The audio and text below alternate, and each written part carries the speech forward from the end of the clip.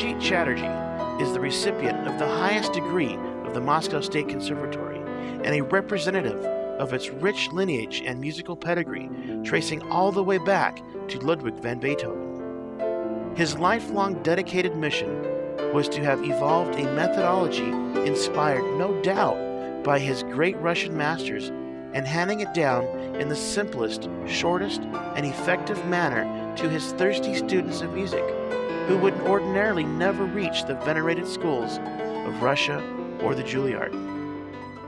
His efforts have brought about amazing miracles amongst those with no musical background whatsoever, and yet in as little as 2 to 8 months, enabling them to perform with unbelievable skill, luster, and passion.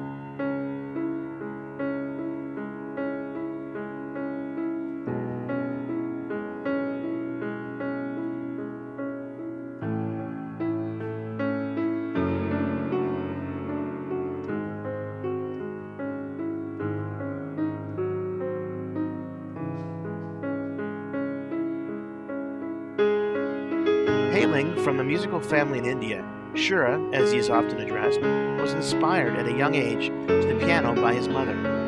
Shura went on to graduate from the Royal Schools of Music, London, under the guidance of Jose Palomco. Soon after, Shura gained the attention of Mr. P.N. Haksar, Principal Secretary to Prime Minister Indira Gandhi. He was instrumental in enabling the meritorious pianist, the first Indian musician, to be awarded a full Soviet scholarship to study at the esteemed Moscow Conservatory of Music. For over a decade, Shura studied there under teachers such as Rudolf Carrer, first prize winner of the All-Soviet Piano Competition, and Irina Smerodinova, pupil of the world-renowned Emil Gilels.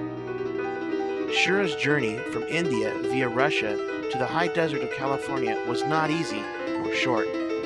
After years of perfecting his unique teaching style, the Hesperia Unified School District took notice and established a special piano class where his unique methodology blossomed and his musical kids were born. In this nurturing environment, some amongst them have grown to be prodigies, and others evolved into profound souls, more mature than their years. Shura's approach primarily begins by invigorating the inner emotional reservoir of each and every student and making them believe that they can attain anything and perform beyond their wildest expectations.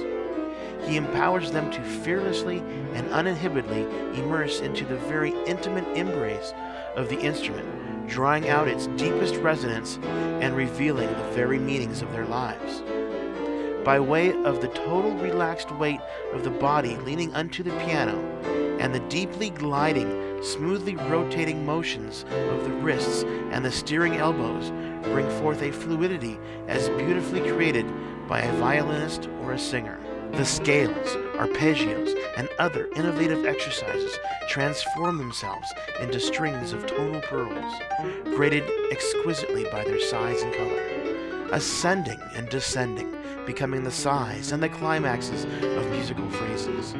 The hands aesthetically choreograph themselves to become powerful, sinuous extensions of musical lines of thought and expression.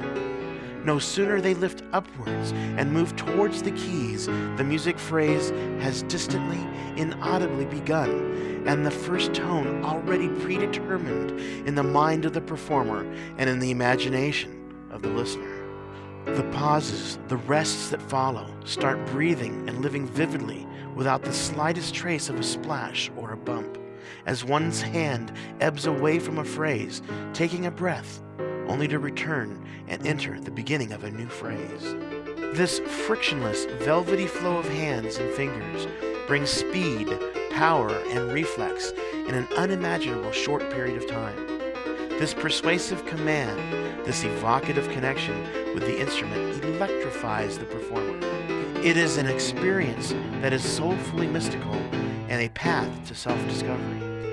It is an experience that becomes a connection to life itself, by which students learn to represent the unique individuals they so strive to become. It is an experience that helps them to intricately and emotionally weave the musical fables and stories of their hearts with operatic and ballet-like grace, arousing the whole being to pulsate and flow euphorically in what might be the finest in human tapestry.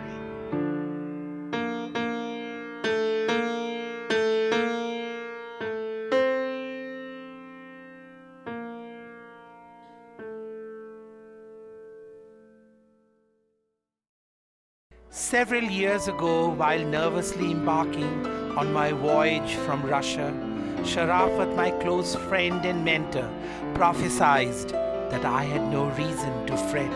For if I were to be abandoned in the far corners of the desert, my tears, my struggles in fulfilling the dreams of others would bring forth a garden of sheer abundance. This prophecy seems to have come true. I have most truly found a celestial calling which beacons me in my path in life.